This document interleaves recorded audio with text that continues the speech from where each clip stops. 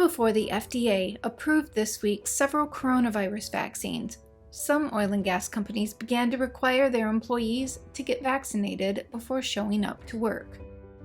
U.S. oil major Chevron was one of the first. Chevron has started to require thousands of its employees, namely those that travel internationally, expat employees, and employees on U.S.-flagged ships, to vax up before showing up.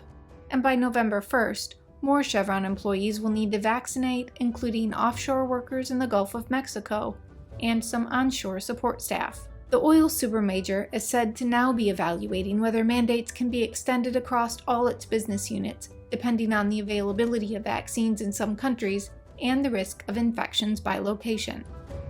Hess Corporation, after suffering an outbreak on a platform fairly recently, is another one jumping on the mandatory vaccination train. And, like Chevron, it will require offshore workers in the Gulf of Mexico to vaccinate by November 1st.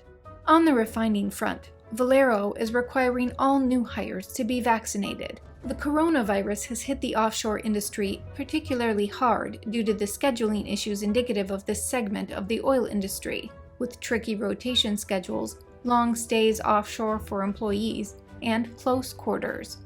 This only added to the hardships the industry was already suffering by way of decreased oil demand. On top of all that, many in the offshore segment, including Chevron, had to shutter on multiple occasions last summer due to storms.